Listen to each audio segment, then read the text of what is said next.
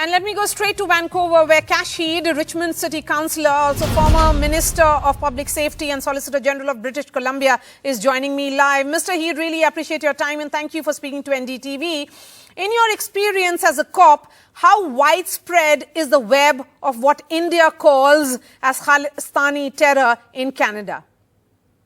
Well, there's been terror, there's been organized crime groups that have been operating throughout the world, and especially here in Canada. We've identified several of them going back several decades. We continue to deal with the onslaught of gun violence, murders, killings, extortions. All of what you've reported in India is occurring on our Canadian soil here. So it's been a long-standing issue. It's prevalent in society. It's prevalent with various ethnic groups, not necessarily just with the South Asians here in Canada, but there's a lot of other ethnic groups and mainstream groups that are involved in this type of activity. So, like I say, it's prevalent whether you want to identify it as a Khalistani group, whether you want to identify it as a other Asian-based organized crime group. It's quite prevalent in Canada, and they're making a lot of money, and it's mainly because of the sale of drugs and weapons.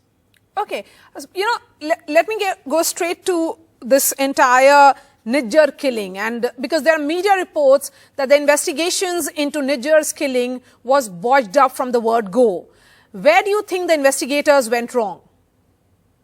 Well, let me tell you, I don't think the investigators are doing anything wrong. I think the investigators are doing what they need to be doing. I think our politicians are speaking out of line, and I think that's caused a lot of confusion internationally as to what has taken place. The investigators are investigating this with some other intricacies as a normal homicide, and we're used to doing these types of investigation because it's been so, as I mentioned, prevalent here in British Columbia, especially in the region that we're talking about, Surrey. So they're doing their job. They're trying to put together the case that has sufficient evidence, hopefully, to lead to charges against individuals.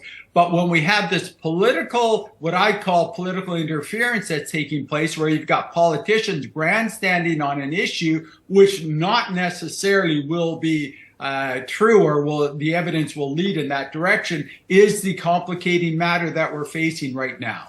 And since you talk about political interference and political grandstanding, India has been asking for evidence. India has been talking about specifics and seeking evidence. But what is really stopping Canada from providing evidence after what Justin Trudeau claimed on the floor of the House? They have to provide evidence to back their claims. You have to question what that evidence is.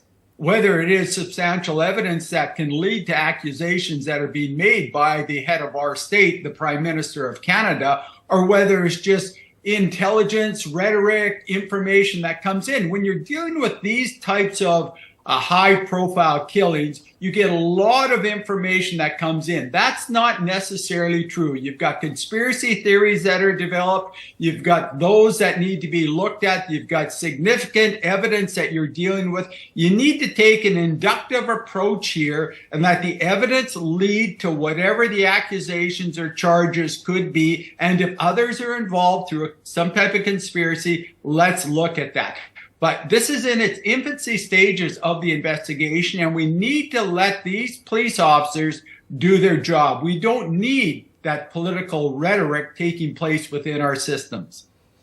And Indian External Affairs Minister has said, and I'm quoting him, Mr. Heed, in the last few years, Canada has actually seen a lot of organized crime relating to secessionist forces. As you talked about, organized crime, violence and extremism are all very, very deeply mixed up. In fact, India has been talking about specifics and information.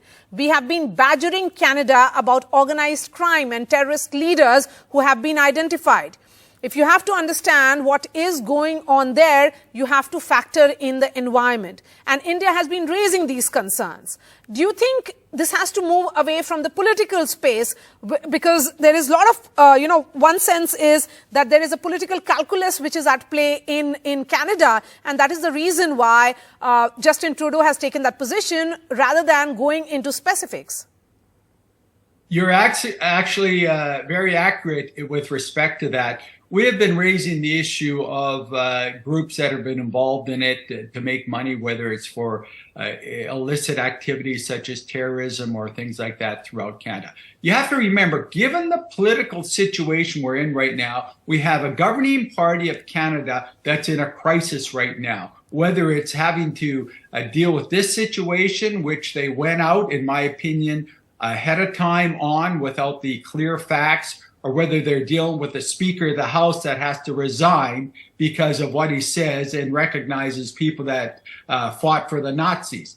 He's in turmoil right now. He's looking for some type of out. This is not the out that he should be utilizing, trying to bring back his political credibility, because what has happened now, that political credibility is waning at a very rapid pace.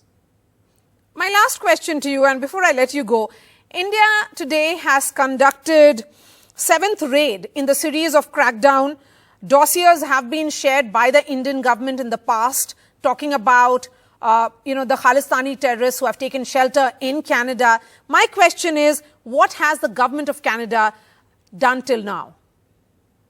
Well, I have to question that too, because it's been relatively quiet. There has been no significant information that people have talked about with regard to this. So if you're ignoring the fact that this is now taking place on our sovereign soil, and now all of a sudden you're bringing it out for your own political gain, that's very, very questionable. But I believe these types of activities have been taking place in Canada, again, if it relates to this issue or other issues, and it's not comprehensively dealt with by our political systems, our policymakers, and the police officers out there are trying to do the best they can, but they're guided by policymakers, they're guided by these politicians. So it's somewhat problematic to me. I think we've got to have some clear delineation between the political system and the law enforcement system. We have a charter in Canada. We have the law of the land. We need to follow that law.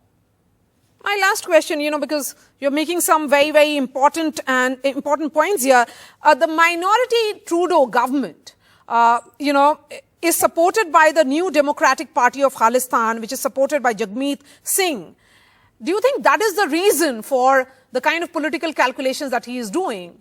And he understands fully well that how important they are in his scheme of things in Canada. So this is more of a domestic political calculation. I believe it is a domestic political calculation. I believe it is the wrong calculation, because at the end of the day, you're not going to be able to pull the wool over the elector in Canada. Matter of fact, I think this Prime Minister, his party is in significant trouble right now, but you cannot use a very serious crime like this to try and get out of your political mud that you're in right now. So I have total disdain for politicians, and I was a politician and still am a politician, but I have total disdain for politicians that are using the death of someone for their own benefit. That's a strong statement coming from you, Kash. Really appreciate your time. Thank you so much.